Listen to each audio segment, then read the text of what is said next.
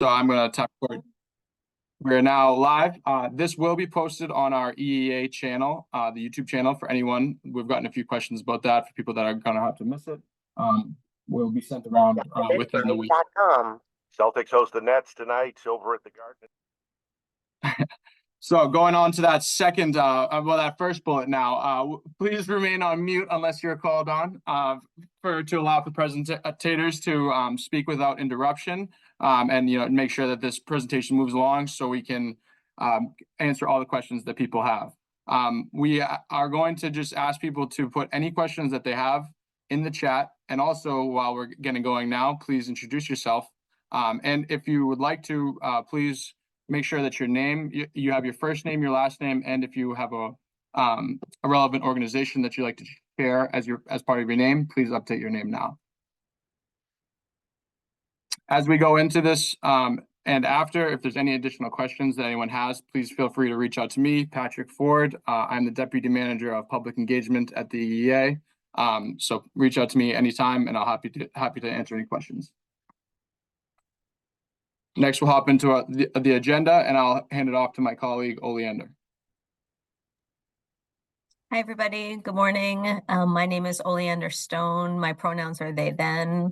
I am the Deputy Director of Climate Equity with the climate team here at EEA, and the MVP team and myself were really excited to talk with you in this more concentrated way about MVP 2.0. For many of us on the team, we have been very steeped in the 2.0 process, specifically in its creation, and we thought it would be a great opportunity for us to talk to you a little bit how we got here. So we thought that we would frame this webinar in the way of starting with why we're doing MVP 2.0. How did we get to here? And then getting more into the details of what is MVP 2.0. And then we're going to do a little bit of a round robin Q&A with the MVP regional coordinators about MVP 2.0. And then we'll take any questions that you all have for our team. So like Patrick said, please put any questions that you have in the chat, and we will work on answering them. Next slide, please. So to start things off a little bit, we're going to do a few polls just to sort of get us moving here. And the first question for you all is about how much snow did you actually get yesterday? Many of us had many different predictions of snow, but we would actually like to know how much snow you got. Great. And it seems like most people got less than an inch of snow generally. One of my favorite parts, there's so many great parts about being a part of the MVP team, but one of them that I love, and my teammates have heard this many times, is that we get weather reports from across the state all the time and often check in with each other about what our weather is. And so I've never felt so connected to the full weather system as I have in this position. Great, thank you. And the second question was, do you struggle to get community participation at your events? Which is a question that's a bit more focused on what it is that we're going to be talking about here today. Great. Patrick, if you end the poll, does it sort of show folks what the answers were, or is everybody able to see them now? I think everyone should be able to see them, but I'll also share it on the screen now. Yeah, it's popped up on my end. Oh, great. Excellent. So then no need to share extra. Okay, awesome. So we can stop sharing the poll now, and we can go into our next slide, please, Patrick. And I will hand it over to my colleague, Andrew Smith. Hey, thanks. Thanks, Oleander. So Andrew Smith, Greater Connecticut River Valley Regional Coordinator for the MVP program. I didn't get to vote on the poll, unfortunately, because I'm a co-host, but I got 0 snow yesterday, like most of you. And I noticed that in the poll that it looks like about 75% of our participants said that they struggle with community engagement, right? So I think that the fact that the majority of the people said that they have some struggles with community engagement kind of ties into this sort of broad narrative for why we're doing 2.0. And I think one of the first things that I want to talk about is just in general, we plan because we're trying to look to the future in a way that brings everybody forward. We want it to be inclusive. We want it to be reflective of our community values. And we're doing it because we really believe that we can make our towns, our communities, the places where we live, equitable spaces where everybody has a fair shot in life. And that's one of the things I love about planning, is because we're trying to make the world a better place. However, it's not entirely just because you intend to plan and your intentions start out as like, we're trying to make things better for everybody. I'm a hand talker, so sorry.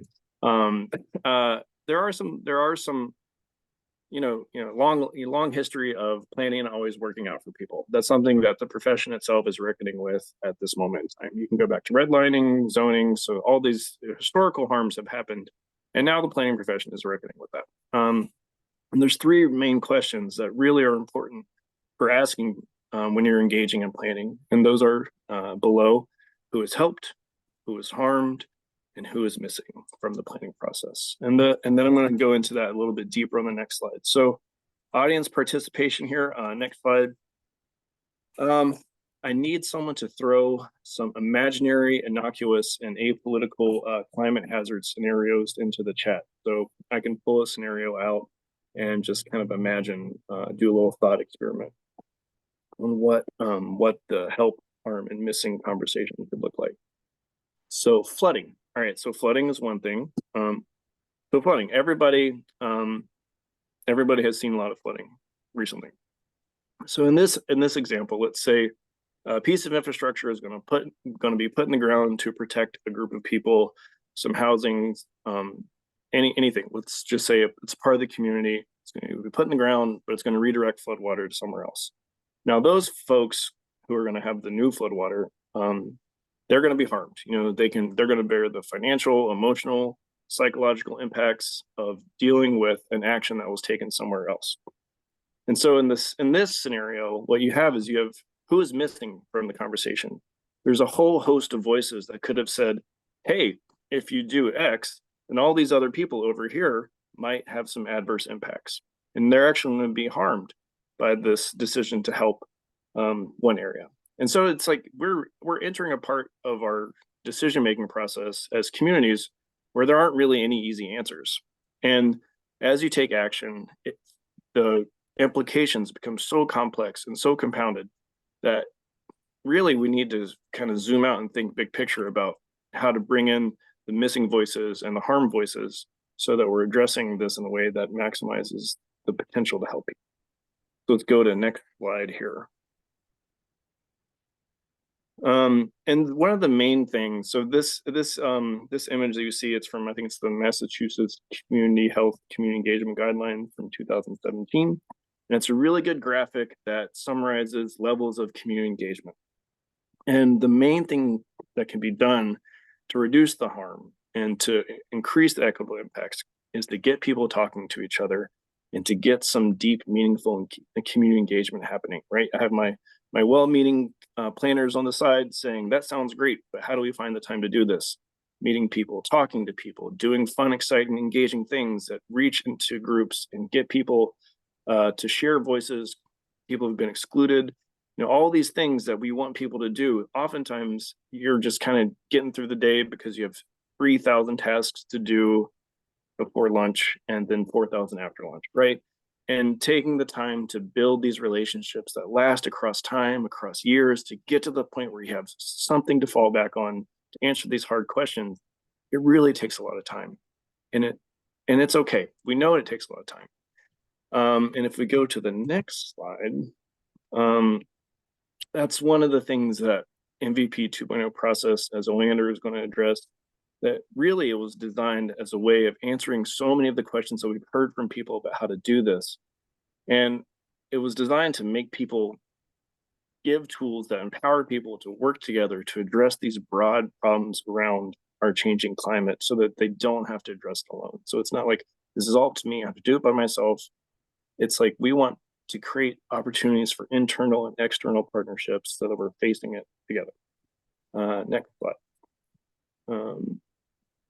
And yeah, so, historically in the planning profession, we've relied heavily on public meetings. Public meetings will see who shows up. And the issues that we're confronting, the things that we're dealing with, it's more than you can handle in just a single public meeting, right? You need to have these durable, broad coalitions that get people thinking and talking and making solutions to problems together in a participatory, equitable way, so that we can have these, equitable futures that we're moving towards. In some way, like that's really what the sort of like the nugget of 2.0 is. It's like we're trying to create space, we're trying to create time to give you these opportunities to form these partnerships that will last and that can help you develop these strategies. So with that, I'm going to move forward and I'm going to pass it on over to Leanne. Thanks, Andrew. So in this part, I'm going to talk a little bit about how we went through the process of creating MVP 2.0. So in 2022, MVP turned 5 years old, and that was a very exciting milestone for us. At that point, 249 municipalities were involved in the program, had either completed the 1.0 planning grant process or were just starting it. And through that 5-year time span, collectively between the entire MVP team, we had read every single plan that had been submitted by a municipality. And we also collectively as a team had read through every single action grant that had been submitted by municipalities. And we began to see themes emerge of where the strengths were and where the growth opportunities were for our communities in thinking about climate resiliency. And one of the things that the MVP team is always asking is, how can we do better? Where are the opportunities for us to grow and change? And I think that this is a really important thing to understand, because as we're talking about climate resiliency, we are talking about our ability to change and adapt. And how do we do that gracefully? And how do we do that in community together? So in 2022, we put out an RFR to work with a consultant to help us develop MVP 2.0. And we went with Linane Consulting and Estrella Luna Consulting, which helped us work on specifically engagement and equity.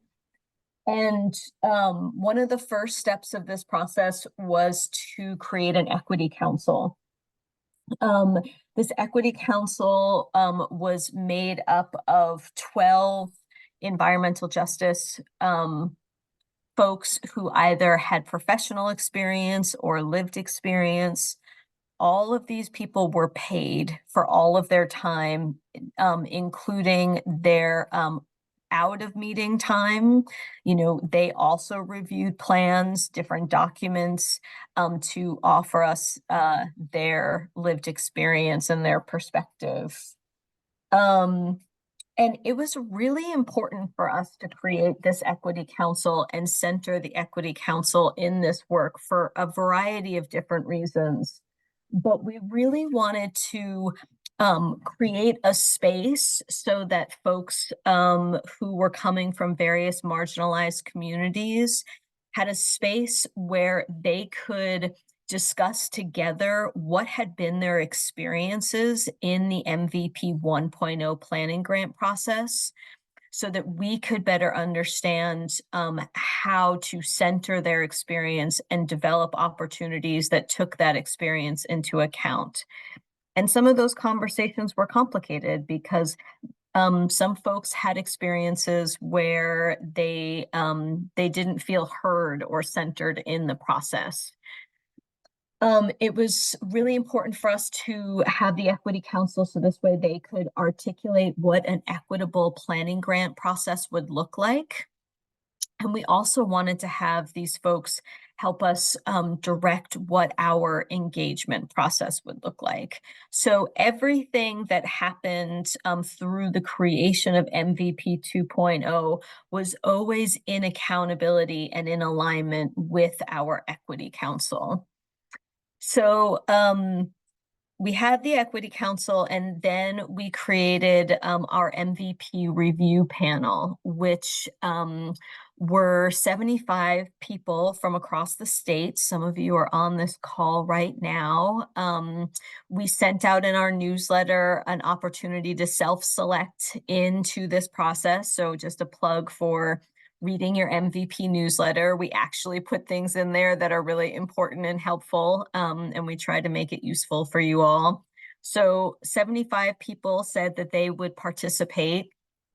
And something that I'm always grateful for with the MVP program is that we're always looking to statewide regional equity and distribution of how we make up different groups. So this was not just folks from larger cities, urban areas. This include some of our smallest, most rural communities, because we wanted this process to work for as many municipalities as possible.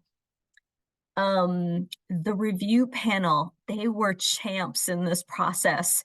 They went through this process that is called a policy Delphi process, which is where it's sort of if you took a focus group and a survey and you smush them together, you would get a policy Delphi. So the review panel was sent a survey that they filled out that took anywhere from 45 minutes to an hour and a half. And once those survey results came back, they were then summarized and they were sent back out to the group for further comment along with the second round of questions. And we did that 3 times.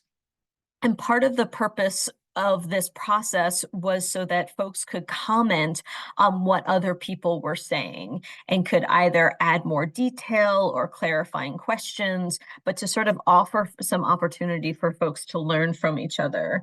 And we have now over 700 pages of data that came out of the MVP review panel. We heard so many things and we learned so much from that process. And it's like the gift that keeps giving. Every time I go back and look into it, there's just so much more to be learning. And some of the things that we heard was that there was a strong desire to expand participation, especially with environmental justice and socially vulnerable communities. Folks wanted less prescriptive and more flexible engagement processes. Municipalities wanted and needed support to do better and more creative communication and engagement. Folks wanted locally specific data at the lowest scale possible. Planning fatigue is real was like the poster comment that was made multiple times. Folks really wanted to understand how this process would build towards something and be leading towards action. Several participants felt encouraged that they were not alone in their concerns about planning fatigue, the need to bridge to action, and wanting the emphasis to be on updating plans and identifying actionable projects rather than engaging in a new planning process. And that there was a need for more training and ongoing support. So we took all of these comments, we reflected them up to senior leadership at EEA, the MVP staff reviewed it. We worked with our consultant to develop this process that was trying to meet all of the different things that were brought up. How do we create a process that was meeting everybody's needs? We then put this process in front of a focus group, got more feedback, and then we created MVP 2.0. One of the things that I want to also touch on in the MVP 2.0 process is that this process where we've sort of created something that is an opportunity for us all to be working together, to be developing our best practices for engagement and practicing these best practices. That 2.0 is also leading the way internally for us at the state for how we go about equitable engagement in a number of projects across the climate team. And I want to bring this up because I want to say that we are your partners in doing this. We are learning with you. We are also on this pathway with all of you. So with that, I will pass it over to Carolyn to get into the details of what is 2.0. Thanks, Oleander. Hi, everyone. I'm Carolyn Norkowitz. My pronouns are she, her, and I'm the Greater Boston Regional Coordinator for the MVP program. So now that we have provided this great background on why we decided to rethink MVP planning, and how we've developed this process, I hope that we've built up a little bit of suspense for you. You're probably wondering now, like, okay, cool, but what is it? What are we doing? So I'm going to get into those details now in this part of the presentation. So MVP 2.0 is a process that helps you build those broad community coalitions that Andrew was describing. The beginning of this process is really focused around building relationships with community members. As municipal staff, you may not have engaged with, in fact, you probably haven't engaged with all of the different community members that live within your boundaries. And we wanted to create a process that created many different touch points to reach as many folks as possible within your community. So first, you'll use MVP 2.0 funds. It is a program with funding. We are a grant program to hire a consultant who specializes in equity-centered facilitation work. So you will work with this vendor and other municipal staff who to identify who in your community may be disproportionately impacted by climate change hazards and who historically has been missing from your climate resilience and other planning processes. So kind of going back to those questions that Andrew was asking in the very beginning. You'll be completing a series of guided worksheets and using our new web tool called GEAR, which stands for Guides for Equitable and Actionable Resilience, in this identification process. So once you have identified who needs to be brought into this process, you'll recruit community liaisons. That's capital C, capital L. These will be specific individuals who have connections with the disproportionately impacted groups in your community. These individuals could be leaders from local community-based organizations or residents who have really strong community ties. These community liaisons will be compensated with MVP 2.0 funds for their lived expertise and for the work that they will do within their networks to communicate about MVP 2.0 process. Similar to the work that Oleander was citing around, how we paid our equity council for their expertise and to really do a lot of the work to help us out. This is similar to that. And we provide you with those funds within the MVP 2.0 budget. Community liaisons will make up about half of what we call your core team, who will be leading your 2.0 process, the other half being municipal staff with relevant expertise. So now you've really built and expanded your capacity by forming this new and exciting core team. So with that core team, you will undergo a series of trainings that we will provide that cover the basics of climate change resilience and how to center equity in community engagement processes. This process of 2.0 is very iterative. So you've got your core team, you're going to be doing these trainings together, and then you're all together going to continue doing the groundwork that you started during your core team recruitment. And you're going to find out what those disproportionately impacted populations in your community are concerned about and what their needs are. And together as a core team, you'll make connections between community needs and the impacts of climate change using our GEAR resource. So you're going to be going out, having a lot of conversations, again, to go back to this really foundational cornerstone of our project, which is building relationships, having conversations and saying, instead of starting with climate change, we're leading with, what are your needs? What haven't we been hearing from you before? We know that we haven't always been listening. And so what is it that you need from your local government? And then we're going to provide those resources for you to help you make those connections between social vulnerabilities and climate change resilience.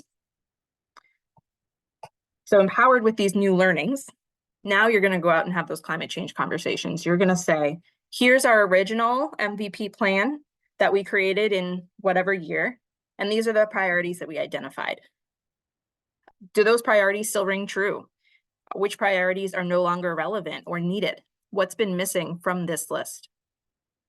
So instead of writing a new MVP plan document, again, we're focusing more on the process and less on the physical plan outcome. You'll be filling out some guided worksheets and just providing a new list of your new priorities. Then together, you'll narrow in on one priority that you can start to address through the development and implementation of a seed project. So think of this seed project as a mini action grant that you will implement with the support of your MVP regional coordinator. So going back to something that we found in our development process that Oleander was describing, a lot of folks were indicating that there's this huge gap in between they did the MVP planning process and then they've been struggling to get action grants. And so this is our response to that in trying to help bridge that gap. We'll do an action grant with you in this seed project piece of MVP 2.0. We'll be with you every step of the way to walk you through what successful action grant projects look like that are truly responsive to the needs of your community. Next slide, please. So in order to do this process, MVP 2.0 communities are awarded a grant of $95,000 over 2 years. In the first year, you will receive $45,000 upfront, which will be used to pay for your consultant, the community liaisons, and to conduct that series of iterative engagement activities that will help you build relationships. In the second year, you'll receive the rest of the $50,000, which is also upfront, to hire another vendor if needed, who has relevant expertise that supports the implementation of your seed project that your community has selected. There is no match requirement for MVP 2.0. So unlike our action grants and unlike our the original iteration of our planning grant, we asked you to track your hours. You don't even need to track your hours. So that I've been met with a lot of excitement around that when talking with folks about this. Next slide, please, Patrick. So I described all of those steps to you in more of a narrative form, but we do have it all laid out here in this great visual created by our consulting team. And we have them all laid out and described in our MVP 2.0 process guide, which we can share a link with you for that. It really walks you through all of the details, everything you need to know about this process. This really shows, like this wheel here, really shows how much time and resources we are providing for you to do that really hard work of building relationships. So when Andrew was talking about how many folks have expressed that we want to do community engagement well, we just don't have enough time or resources to do it, this is that opportunity that we're providing in MVP 2.0. We know it's not built into your work plans as municipal staff. And we know you have so many varied responsibilities that pull you in so many different directions. We hope that this process really allows for those authentic relationships to grow so that as you continue to implement your climate resilience priorities, even beyond that first seed project, like in an MVP action grant, for example, you'll have a broad coalition of community members who are ready to inform and support those projects. You can turn to them for letters of support for an application, for leading your community engagement processes and helping you develop a process that you know is going to work. And in return, your community will know that they are valued and that you are truly moving forward together. Next slide, please. So right now we are piloting this process with these 30 communities. Obviously this map was too small, but it just gives you a sense of we did our best to distribute these 30 communities kind of across the state to make sure that we're learning how this process can work for many different kinds of communities. This even includes one regional project among 4 towns in central Massachusetts. In the southern central Massachusetts, so that group of 4 communities on the bottom of the map, and one process for the Hassanamisco band of the Nipmuc tribe. Tribes most recently became eligible to receive MVP grant funding last year. Our pilot communities, some of which are on their webinar today, have been providing us with valuable feedback as they work to implement the MVP 2.0 process. And this will allow us to make improvements on this as we work to make this a successful process for everyone moving forward. Next slide, please. So you might be thinking, wow, this sounds awesome. I'm so excited about this process. When will my community get the chance to do this? So we are rolling out this process based on the age of community's original MVP plan. So if your MVP 1.0 plan was completed in 2017 and 2018, kind of the first years that this process was offered, chances are that you have been already contacted by your team about applying for 2.0 this fall. So please reach out to your MVP regional coordinator if you have any questions about the age of your plan and when it will kind of be your turn to be eligible to apply for this. So we anticipate that it will be on somewhat of a, like, if your plan is more than 5 years old, that's when we anticipate that we'll be kind of tapping you on the shoulder to say, hey, it's your turn now. But we'll certainly be keeping you in the loop on that. So next slide, please. All right. So thank you everybody for listening to our kind of the slide-based portion of our presentation. We walked you through kind of the why and the how and the what of MVP 2.0 and our efforts to really center community engagement in our MVP processes. So now we are going to hear from some of our colleagues, the other MVP regional coordinators that are based across the state, about some of their thoughts on MVP 2.0. So first up, I'm going to ask Hillary King, our Central Regional Coordinator, a question here. Hi, everybody. Hi, Hillary. Thanks for joining us this morning. I'd love to hear a little bit about where do you see MVP 2.0 helping you grow the most as a regional coordinator? How has it helped you grow in this first pilot round? Sure. I mean, I think it's a couple of ways. I really came to the MVP team as a designer from the design sector, working with landscape architects and engineers and doing environmental permitting. And so I've definitely always been used to the public meeting format, to charrettes, to doing, outreach as we're going through a process, whether it's, a 25% design or whatever that is. So I think this first phase of the process in slowing down and identifying, really identifying the people that are in the community and whose voices you want to hear from. I think the whole process has really just helped me kind of look a little bit wider and understand different ways that we can be reaching out to people and finding out what they need before making the plans, before even scoping the project. So I think it's been great, and it's really outlined too, I think, how I can speak with communities about developing their action grant applications, because ultimately I feel like the 2.0 process is really bringing you through that that idea and that way to consider how action grant funding could be used. Thank you, Hillary. That's very Sure. insightful. We appreciate it. I will now go to our newest regional coordinator, Emma Sass, as a good chance to kind of introduce yourself.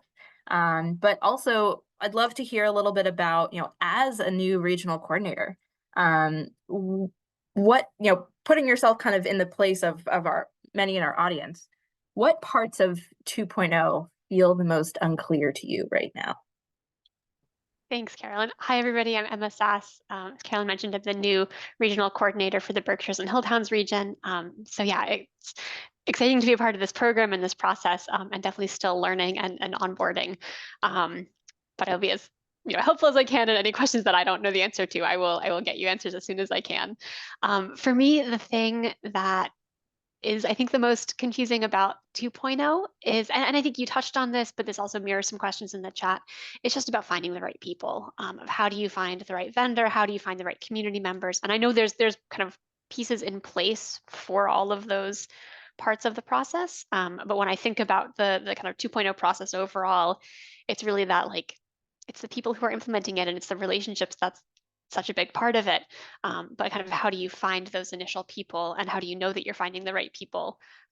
Because it's including the people who haven't necessarily been included. So that's the thing that I kind of keep circling back to. And I know that you've talked about it, we'll talk about it more. So it's not totally unclear, but I would, anything else that folks want to share about that or, in people's experience of going through this pilot process, that's something I'll be listening for.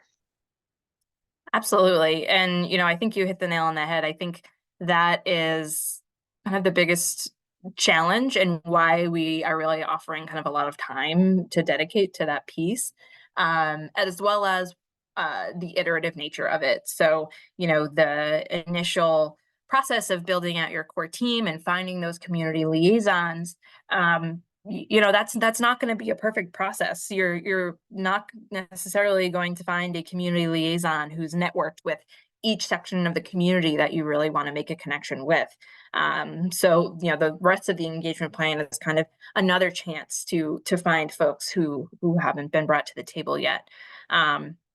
So it's always iterative, and I think that's definitely something that our pilot communities right now are bumping up against in terms of getting all those right folks. But kind of just emphasizing that it is a process is something that we are continually turning back to. It's always a growing process. So thank you, Emma, for sharing that. Thanks for your answer. Absolutely. I know some of our teammates are having some technical difficulties. Is Courtney back on yet? Don't think so. Okay. So, I have another question that I will ask, and the other RCs on the call, Andrew, or Hillary or Emma, could maybe jump in. What is a lesson that you have learned during the pilot round that you will take into the next round?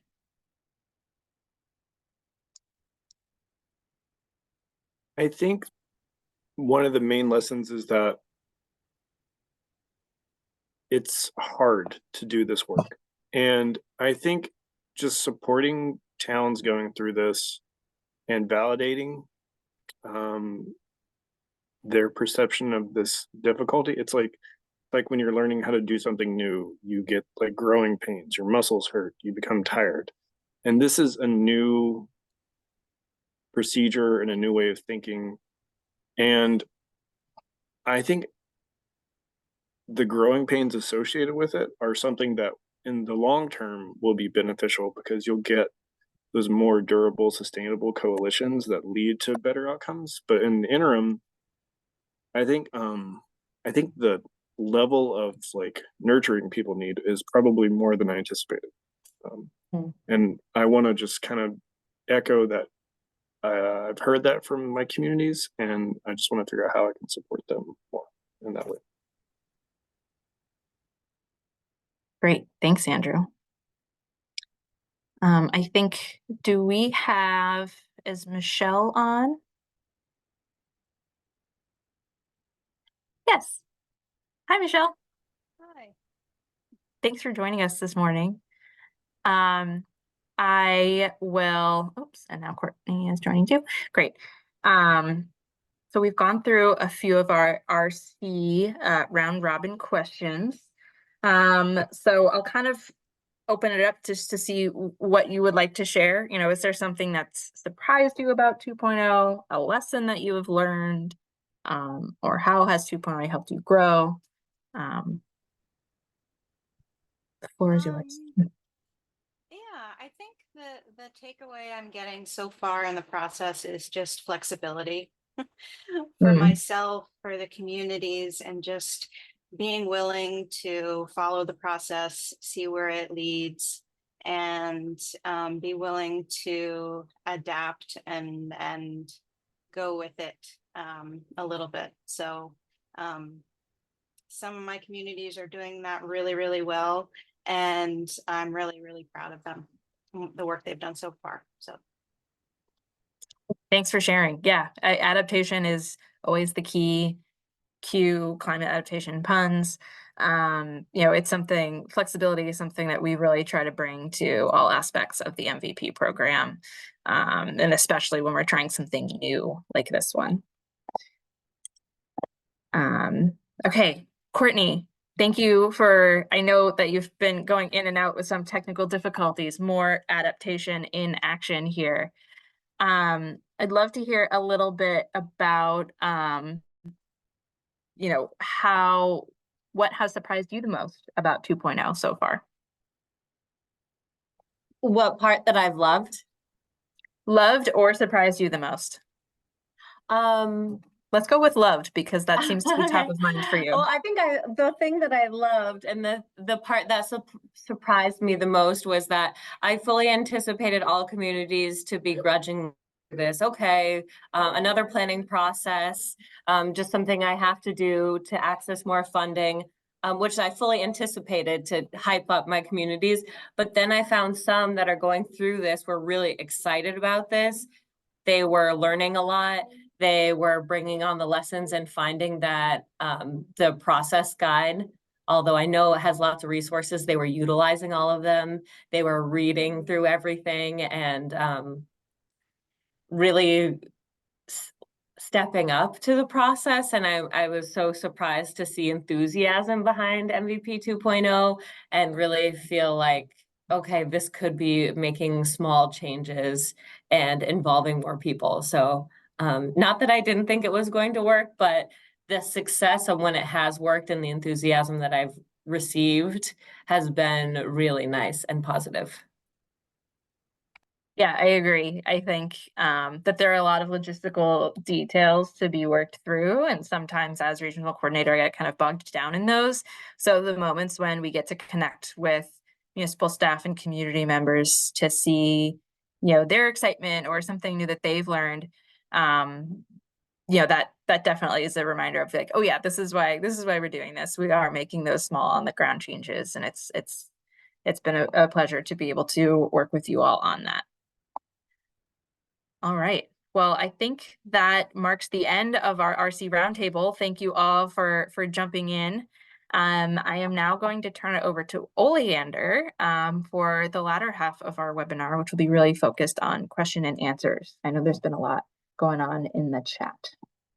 Thanks, Carolyn. And thanks everybody for putting your questions in the chat. Feel free to drop any more as they come up. And we're going to get into some of these questions. I'll answer some of them myself, and some of them I'll pass on to the regional coordinators. So one of the first questions that came in was about the core team and if they can be rounded out by RPA staff. I love this question. You know, we have so far in our pilot round, we have had a lot of questions about core team. Figuring out how and who the core team is has been one of the really big lifts. So in terms of specifically about RPA staff, RPAs are eligible potentially to be part of the vendor partnership of who may be facilitating the process. So it really depends on what role the RPA is holding in the larger process as to whether or not they would be on the core team themselves. The core team, we're really hoping that it can be a very broad group. One of the things that we heard in the feedback during the from the MVP task force in creating MVP 2.0 was that that the core teams in the past were mostly made up of municipal staff. And so because of that, there wasn't as many perspectives at the table as folks felt like there could have been. So our RPAs, we see them as essential partners in building resilience across the state with all of our municipalities. And many of you have expertise that cover so many different topics. So the way that you support the municipalities and their core teams is really essential. So I know that that's not a yes or no answer. It's it depends answer, which is what a lot of the answers are for MVP 2.0, because it is very flexible in how it can be utilized. So the next question that I am going to address or put out for the MVP team is, there seems to be a few questions that are talking about the eligibility in terms of when you are required to apply for 2.0 and how that impacts your eligibility for action grants. So Andrew or Carolyn, do one of you want to take that question? Sure, yeah, I'll take it. So if your plan is older than 5 years, you're going to need to go through the 2.0 process in order to remain eligible for MVP action grants. That's something that lots of grant programs have a recertification process. This is kind of our version of a recertification process.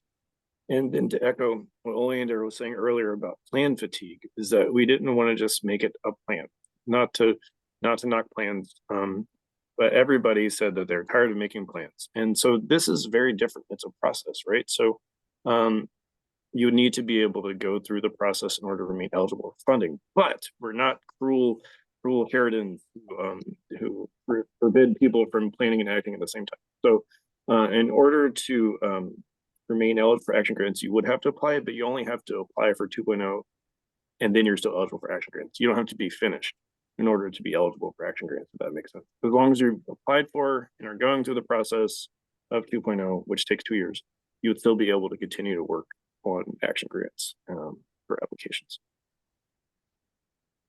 Yeah, so if you are unable or choose not to apply at the time that we kind of tap you on the shoulder and say, hey, it's your turn to apply, then you would not be eligible for that following round of action grants, but you would regain eligibility as soon as you apply for 2.0. So if you have concerns about eligibility and versus like when your plan is going to expire, please reach out to your regional coordinator and they can help you through those specifics.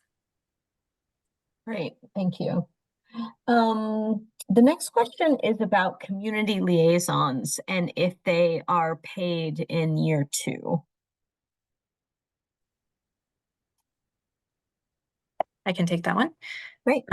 So this is another example where like it kind of depends. Mostly yes, like at its core, we want your community liaisons to be kind of participating throughout the process, but it does kind of depend on your seed project and how it's being implemented, because that is kind of the focus. So, but whatever community engagement you want to be doing around your seed project, you can still tap your community liaisons and pay them for that. So, but if other RCs want to jump in on that one, I know that's kind of been a complicated question. Yeah, the scope is crafted in a way that the community liaisons are paid for both years of work. So that's something that again, it's like to go back to the seed project question, if there's work that kind of goes over and above what they're doing as part of their normal administration of the grant as a team, then they could probably get paid for more of that outreach and engagement work in order to reach deeper into the community. But the sort of floor level, basement level first level of engagement is that we're anticipating that the community liaisons are going to be active and paid for both years of the action grant. So the funding needs to be stretched out across 2 years instead of just like all at once in the first year. Thank you.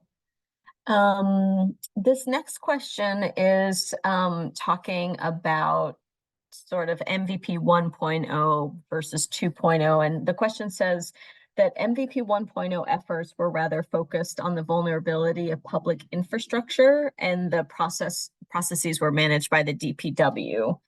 Is EEA going to market this new effort to municipal executive levels for 2.0? Given that this effort crosses many local program focuses, DPW may not be or have the ability to implement the scale of this new effort. So I think that this question is sort of, I mean, it focuses on how in 1.0, because it was so infrastructure focused, lots of DPW folks were there. So maybe you could talk a little bit about how you see kind of getting the whole of government approach within a municipality on board for this process. Courtney, would you summarized something so well during one of our planning meetings. I'm wondering if you would do the same summary that you did back when we were trying to make sense of this, all of this. Because it was so excellent. So about why, yeah, about infrastructure, natural resources, and societal. So what I had said and what I pitched to a lot of my communities is that when we did MVP 1.0, we really had these three buckets of infrastructure, natural resources, and societal strengths and vulnerabilities. And folks really knew what their infrastructure vulnerabilities are. They more or less had a good idea or great idea of what their natural resources, strengths, and vulnerabilities are. But then the societal or people, community aspects of climate resilience, the strengths and weaknesses there, folks really had a difficult time identifying the strengths and vulnerabilities across the state. So that we really tailored 1.0 to focus on building the connections in the community. And that doesn't mean that we won't fund natural resource projects or aren't an infrastructure, fixing on infrastructure. But we really want to bring everyone to the table so that we can look at infrastructure and natural resources together with a wider lens. And so DPW can very much still be and is necessary part of the whole process. We just hope that other people are involved to help the DPW and bring a wider core team to working on these infrastructure, natural resources, and societal vulnerabilities to climate change. I hope that answers that question. Great, thank you. The next question is, will there be limitations on what might be eligible for action grant funding? And I don't know if this question is specifically referring to the seed project funding that happens in year 2. So I'm going to sort of direct it that way. So if somebody would want to talk a little bit more about how the how seed funding, how does a community decide on what to use their seed funding for in year 2? Well, there's a whole process for getting to the point of selecting the seed project to begin with, right? So I think what we've done, or what the group has done, is we've set up a process where you get trained on what climate equity, environmental justice, climate justice, what it looks like. And then you do this outreach and engagement to your community, and you identify, these were the priorities that we had the first time. Are the priorities that we had the first time, do these resonate with you now, right? And so once the community has done all this deep learning and outreach and reassess the priorities, then you'll start to see like, oh, these are like the roughly 10 priorities that we wanted to work on as a community. And then your core team will fill out like a seed project plan. And the cool thing about 2.0 that I really like is that filling out the seed project plan, it's like a little mini action grant where you get to work on the scope with your RC, you get to work on your scope with the community to develop like a small bite-sized chunk of a project that can be taken off and implemented in the second year. So I think there will be like a budgeting training, like that. There's a form that you fill out that you submit to the RC, and then we work together on kind of making sure the budget looks nice as a way of kind of building that capacity for your core team. If that makes sense. So yeah, it's defined by you guys. The long short is you guys define it based upon all the outreach engagement you do. And we exist to like make sure like, yeah, this checks out. This seems like a legit expense, you know. Great. Thanks, Andrew. The next question is, will there be a list of trained, pre-qualified consultants for us to select from, as there was in MVP 1.0? I can take this one. So the short answer is no.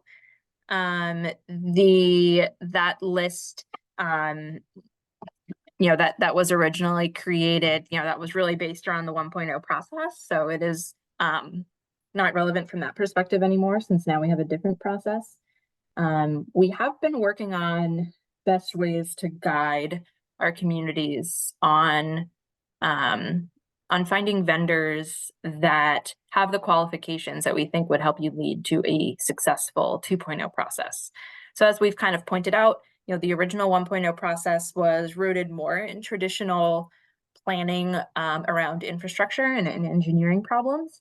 And this one, again, we're trying to shift it to also include and focus more on building social resilience. So what we've created for our pilot communities, we have a list of vendor qualifications, so that folks should be looking for when they are, there's maintenance happening in the apartment that shares a wall with me, so I don't know if you can hear that. Okay, good. Where was I?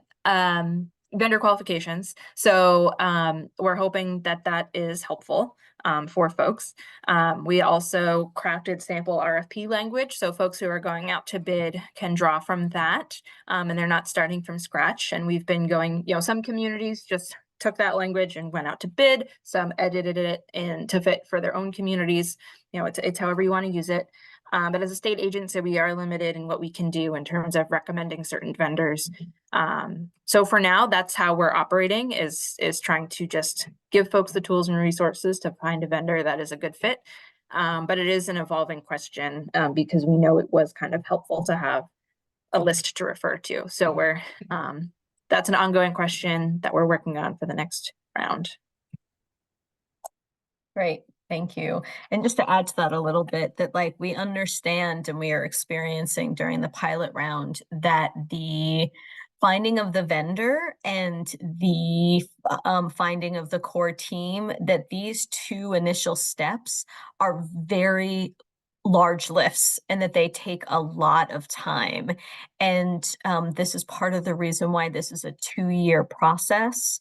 And that we're really interested in doing the investment of those initial relationship building steps to get this part done right, and that we understand that it is very different and that it does take a lot of time. The next question is, would non-paid municipal board and commission members be considered eligible for the paid community liaison seats? This could be especially relevant in small communities. We've had this question a lot, and the way we've answered it is that people participate in municipal government for various reasons, right? And people don't participate in municipal government for various reasons. And sometimes there are barriers to participation. Maybe someone is a single parent, or maybe someone has a physical limitation in their ability to move around, or they're not as able to navigate the world as easily as someone who's like, I have time and I'm willing to volunteer to be on a board. So our thinking is that our goal would be to bring in new voices and make those new voices the paid participants as community liaisons. again, it's a case by case basis. I mean, there might be a case where it works out, you know. But I think the starting point is what we want to do is we want to say we value the contribution that municipal volunteers have. They're great to be on your core team, but one of the strengths, and obviously it's like one of the most challenging aspects, as Oleander mentioned, is bringing in those new voices, bring those new perspectives in. And I think if we're going to reach towards a more equitable way of engaging with people, carving out that space for folks who are new voices is going to be really important. Thanks, Andrew. A new question that just came into the chat is, please describe the logistics of the regional 2.0 example.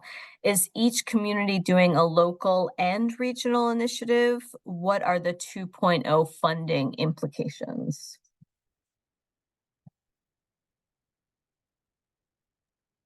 We can talk a little bit about that. Though unfortunately, Hillary King had to leave for another meeting, and she's the one who's been helping our regional pilot group. You know, it's in terms of so there's 4 communities in Central Mass, and they are working with CMRPC on that initiative. That's the RPA for Central Massachusetts. And I'm at least familiar with kind of their earlier steps in the process so far. So for example, the building out of the court team, like how does that work on a regional scale? I know that that's been an open question that they're working to figure out. But they are at least, we've been saying about 10 folks should be on your core team. And I believe each community is being represented by like 2, each community, I'm sorry, is being represented by 4 individuals. So 2 municipal staff and 2 community liaisons. And so they are going to have a core team of about 16. I'm not quite sure where they are in that process and how it's going. But that's kind of the first step is, okay, how do we figure out what a regional core team looks like? And then in terms of the funding, I believe each, and please correct me if someone knows this better than I believe each of the 4 communities is getting $50,000 for a seed project, but they're kind of sharing the funds in the first year. Did I totally mess that up? Yeah, I'm not familiar with it either. Okay. I can look into the scope real quick. If you have specific questions on regional, or you think you're interested in kind of pursuing that, please reach out to us and we will have better, more informed answers than what I just provided.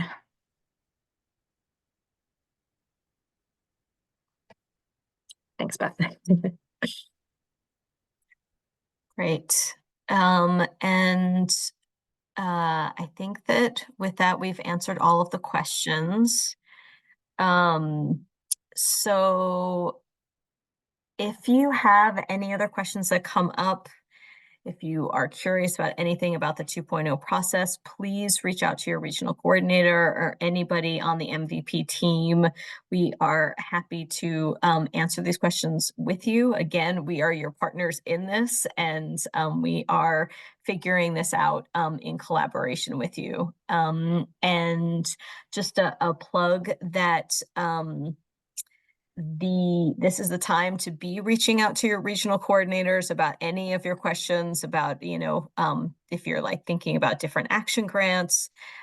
Emma also just introduced herself from the Berkshires and Hilltown region. If that is your region, please feel free to get in touch with her and say hello. Just a plug that, as I had mentioned, in one of the things that folks really talked about needing support in our sort of reaching out and figuring out about 2.0 was more climate data. And the climate team has recently formed a new Office of Climate Science that we're really, really excited about, because we have heard from our municipalities the need for greater climate data. And they are going to be featured in one of our upcoming webinars, and we're really excited to introduce them to you. So I'll pass it back over to Patrick to close us out. Thank you. Yeah, just following up on what Orlando was saying, I just want, next week we'll be having the topic of effectively using resilient mass data and project tools. And it'll be, a heavy feature on that new Office of Climate Science that we're very excited to share. We also will be featuring the town of Hull, which are going to be giving their personal experiences of going through an MVP grant process that focused heavily on using data to go through the actual application phase.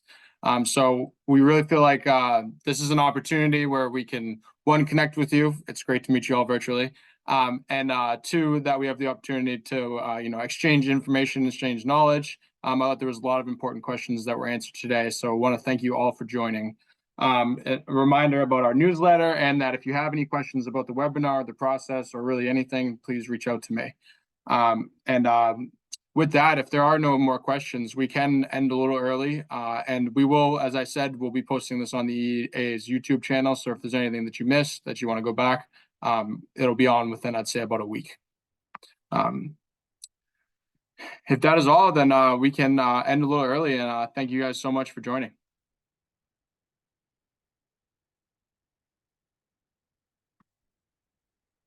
It does look like there's one question from Danielle who joined. I started to steal the thunder, but yes, the 2.0, it will be released in the fall.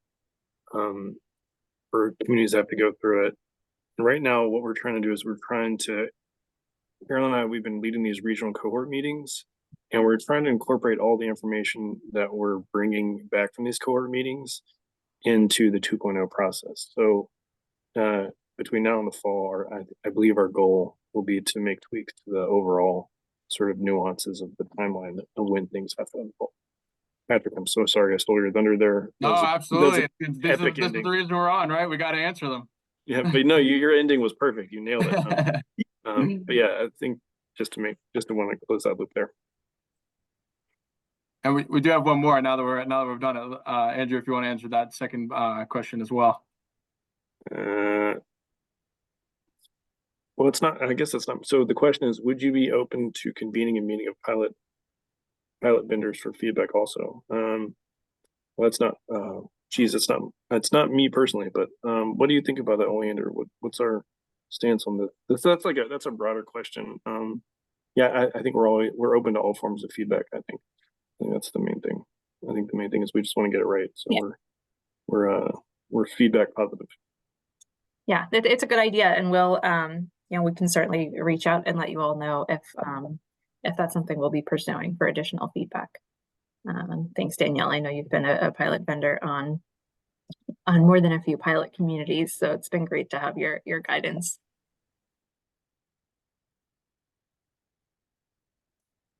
Great. Well, thank you all very much, and we look forward to seeing most of you next week. Another important webinar next Wednesday. Thank you guys, and have a great day. Happy Valentine's Day to everyone too.